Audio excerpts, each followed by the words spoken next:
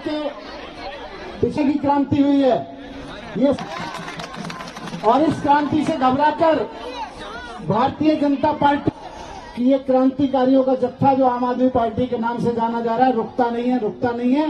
दिल्ली से पंजाब में भी बढ़ गया, गोवा में भी बढ़ गया, गुजरात में भी बढ़ गया। तो इनको लगा इनको रोकने के लिए अब एक ही तरीका है, पहले तो सबके ऊपर केस लगाए, एमएलए के ऊपर झूठे केस लगाए, कोर्ट ने भी डांट दिया इनको, क्या कर रहे हो ये, क्या के जेल भेज दिया। और इनको लगा कि दिल्ली के चुनाव से पहले इनको बाहर नहीं आने देंगे। तैयारी इनकी यही थी ना कि दिल्ली चुनाव से पहले बाहर नहीं आने देंगे और फिर कहेंगे देखो सारे दौड़ने वालों को हमने पहले ही अंदर डाल दिया जेल में, और फिर कहेंगे देखो हम नंबर 1 आ रहे। बिना रेस के नंबर 1 आने के चक्कर में थे। लेकिन भारतीय जनता पार्टी वाले भूल गए कि ये देश में एक संविधान भी है, इस देश में सुप्रीम कोर्ट भी है। भगवान ने सत्य की जीत कराई, सच्चाई की जीत कराई, और आज मैं आपके बीच में हूं। 17 महीने जेल में रह के आया हूं। जिस समय दिल्ली में 52 डिग्री का टेम्परेचर चल रहा था, मैं जेल की एक कोठरी में दरी पे सोता था एक पंखे के नीचे। लेकिन मैं ये नहीं कह रहा कि मैंने कष्ट उठाए।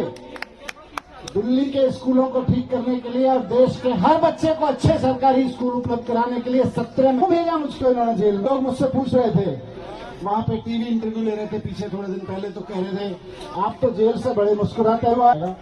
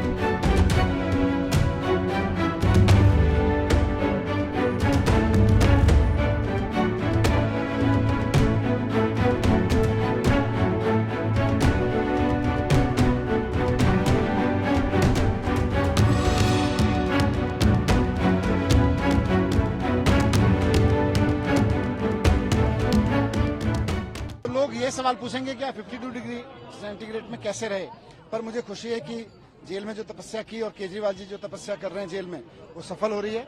और दिल्ली के लोगों के अंदर, उनके हृदय में अरविंद केजरीवाल जी के प्रति जो प्यार बढ़ रहा है। अब केजरीवाल जी वापस आएंगे थोड़े दिन में, तो ये काम और तेजी से कराएंगे। भारतीय जनता पार्टी की सारी साजिशें नाकाम हो रही हैं एक के बाद एक, और बीजेपी का जो इन्होंने झूठ की कहानी रखी, महाकथा रची थी, वो एक एक करके उसके पर्दे खुलने लगे हैं अब, और पूरी तरह से साबित होने लगा है कि भारतीय जनता पार्टी एक बहुत झूठे आरोपों को लगाने वाली पार्टी है।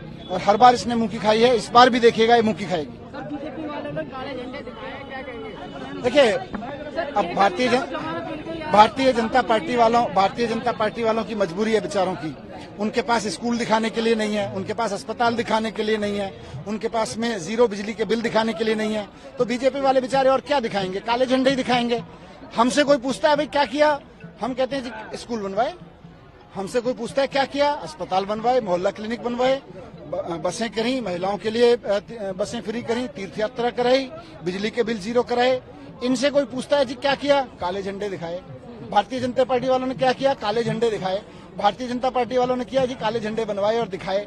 यही किया भारतीय जनता पार्टी वालों ने। अब बेचारे क्या करें, वो काले झंडे दिखाएंगे। देखिए, ये केस के कविता जी के बारे में भी और जितने अक्यूज हैं, ये पूरी तरह से भारतीय जनता पार्टी ने एक मनगढ़ंत कहानी रच के, और लोगों से जो लोग हमारे खिलाफ भी बयान नहीं दे रहे थे, उनको जेल में डाल के झूठे बयान दिलवा के उनसे फिर उनको मदद की रिलीज होने में कि अच्छा चलो तुमको जेल में डालते हैं, 6 महीने जेल में रखेंगे, फिर बाहर जाओगे। फिर उनसे कहते थे कि भाई अब बयान दे दो इनके खिलाफ। तो हर मामले में वो सुप्रीम कोर्ट में पहुंच रहा है, ऊपरी अदालत में पहुंच रहा है, तो हर मामले में साबित होता जा रहा है कि भारतीय जनता पार्टी ने एक बहुत बड़ा झूठ रचा था। भारतीय जनता पार्टी की एजेंसियों ने बीजेपी के इशारे पे एक बहुत बड़ी झूठी कहानी रची थी, उसका पर्दाफाश होता जा रहा है, और धीरे धीरे एक एक करके ये केस धराशायी हो जाएगा। हमसे जुड़े रहने के लिए हमारे YouTube चैनल को सब्सक्राइब करें और नई वीडियो की नोटिफिकेशन के लिए बेल आइकॉन को दबाएं।